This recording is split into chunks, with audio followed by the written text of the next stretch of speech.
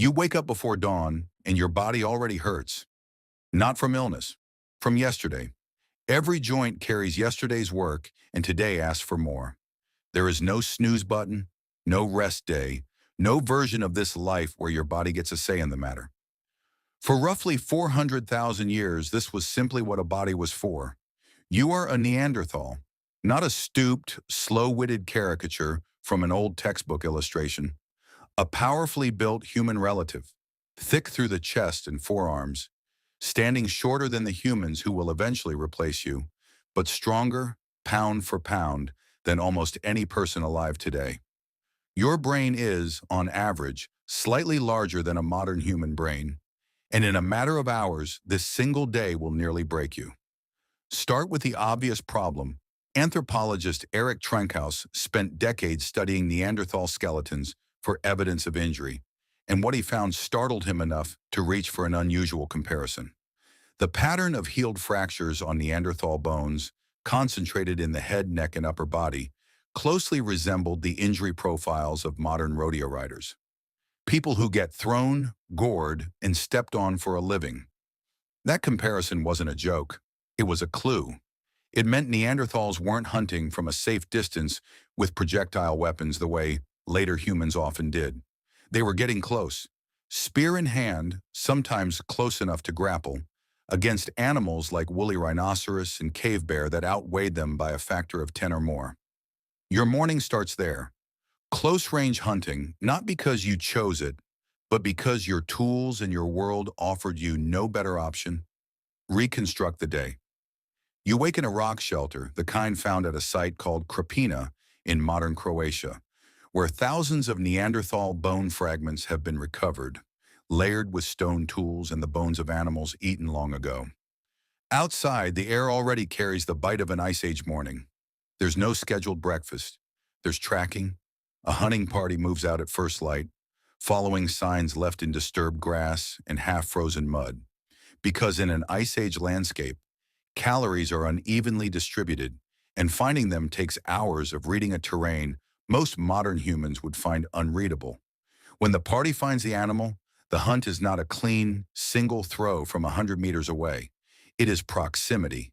It is a coordinated, dangerous approach, spears thrust rather than launched from a distance, because Neanderthal weapon technology, while effective, rarely matched the range of the projectile spear throwers modern humans would later refine and spread widely. One study after another, comparing wear patterns on Neanderthal spear tips to the animals they were used against, supports the same conclusion. This was violent, physical, high-risk work, repeated for a lifetime that, on average, ended well before 50. And yet, something remarkable survived alongside all that danger. At a site called Shanidar Cave in northern Iraq, archaeologists uncovered the remains of a Neanderthal man, now known as Shanidar I, who had suffered devastating injuries during his life. A withered, partially amputated arm, evidence of blindness in one eye, signs of a skull fracture and significant hearing loss. By any account of brute survival, a body damaged this badly should not have lasted. And yet the bones show these injuries healed years before death. Someone fed him when he couldn't hunt. Someone helped him move when the group traveled. Someone kept him alive for years in an environment with almost no margin for anyone who couldn't pull their own weight. That's not the image most people carry of a Neanderthal. Here's the counterintuitive part.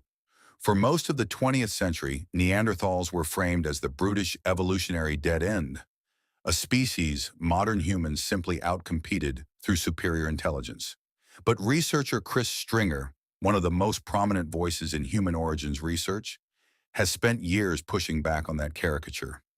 The evidence increasingly suggests Neanderthals made and wore clothing, controlled fire, buried their dead, occasionally used pigments, and based on a well-preserved hyoid bone, the small U-shaped bone that supports the muscles of the throat, found at Kibara Cave in Israel, may have had the physical vocal apparatus needed for complex speech.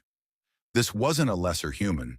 This was a different solution to the same brutal problem. How do you stay alive on a freezing, resource-scarce Ice Age landscape? So why aren't you a Neanderthal? Why did modern humans spread across the planet while Neanderthal populations, after several 100,000 years of success, disappeared roughly 40,000 years ago? Anthropologist Clive Finlayson has argued the answer isn't brute intelligence or brawn at all. It's network size. Genetic evidence suggests Neanderthal groups were small, often isolated, with limited contact between distant populations. Modern human groups, by contrast, appear to have maintained wider social and trading networks, stretching across much larger distances. When a Neanderthal group's local hunting territory failed, a bad season, a vanished herd, there was often nowhere else to turn.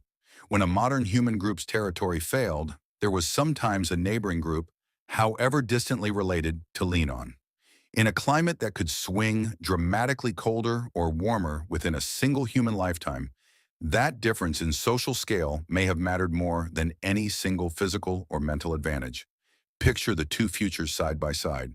A Neanderthal band isolated in a fertile valley for generations, thriving until the valley stops providing, and a modern human band, thinner on raw physical power, more vulnerable in a face-to-face fight with a cave bear, but embedded in a web of dozens of other bands they could trade with, marry into, and call on when the world turned against them. You wouldn't last a day as a Neanderthal, and it likely wouldn't be your muscles that failed you first. It would be everything else. The relentless proximity to danger built into every hunt.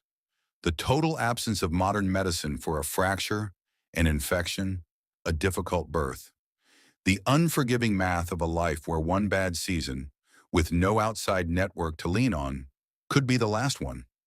Modern comfort has a way of making all of this feel abstract, a museum diorama rather than a lived reality that shaped who you are. But look at what carried through anyway. You still instinctively check in on someone in your life who's struggling, without needing anyone to explain why that matters. You still build networks, co-workers, extended family, an online community that let you survive a bad month you couldn't get through alone. Somewhere in that instinct is an old echo, the same one that let a badly injured man in a cave in northern Iraq live for years after an injury that should have ended him, because the people around him decided that was worth doing. Your morning starts with a body that already hurts, in a life you were never quite built to live. But maybe the real Neanderthal inheritance isn't in your muscles or your bones at all.